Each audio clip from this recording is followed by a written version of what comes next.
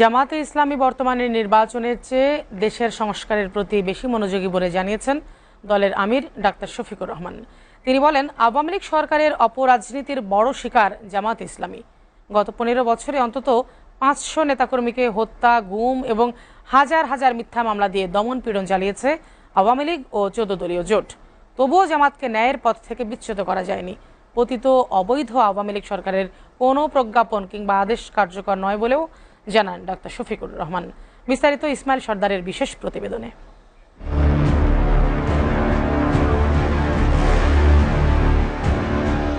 গত 15 বছর আওয়ামী লীগ আমলে বাংলাদেশের প্রতিটি ইনস্টিটিউটকে অযোগ্য, অদক্ষ ও দুর্নীতিবাজদের দিয়ে দখল ও বিভক্ত করে ধ্বংস করা হয়েছে।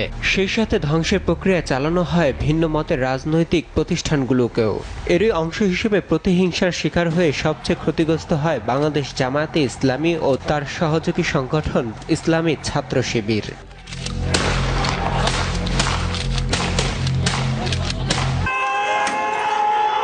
মিছিল, মিটিং সহ অন্যান্য রাজনৈতিক কর্মসূচি তো দূরের কথা, নিজ বাড়িতেও থাকতে পারেনি অনেক জামাত শিবির নেতাকর্মীরা। হারিয়েছে ব্যবসা বাণিজ্য ও কর্মসংস্থান। এরপরও সততা, নৈতিকতা, আদর্শ ও ঐক্যবদ্ধতার কারণে অন্যায়কে পরাজিত করে অখণ্ড অবস্থানে টিকিয়ে রাখতে পেরেছে দলকে।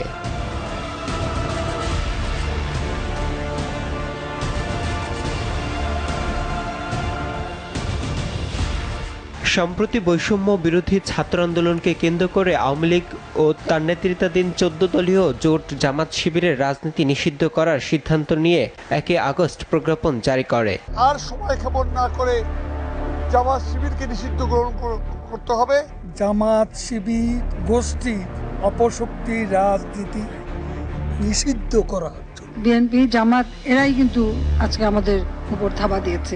অবস্থান দল নিষিদ্ধের ব্যাপারে জামাতের আমির ডক্টর শফিকুর রহমান বলেন, আওয়ামী লীগ সরকার বিনা ভোটে অবৈধভাবে ক্ষমতায় ছিল। তাদের কোনো প্রজ্ঞাপন ও আদেশ কার্যকর নয় বলে মন্তব্য করেন তিনি। জামাত দীর্ঘদিন ধরে যে নির্যাতনের শিকার হয়েছে, এই নির্যাতনের শিকার এই উপমহাদেশে কোনো দল হয়নি। তারা ওই বিপ্লব বা আন্দোলনের মুহূর্তে ছাত্রদের যৌক্তিক আন্দোলনকে যৌক্তিকভাবে সমাধান না করে হঠকারিতার পথ বেছে নিল।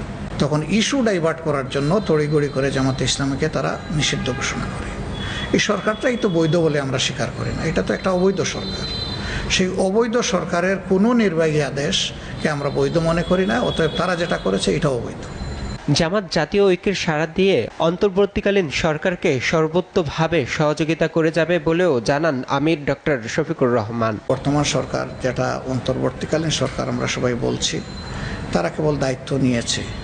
এখন দেশের স্বার্থে আপাতত তাদেরকে আমাদের সবার সহযোগিতা করা উচিত। জামাত নিজের কোনো ব্যক্তির কপাল কিংবা কিসমত বদলানোর জন্য কাজ করে না, জামাত কাজ করে দেশের জন্য।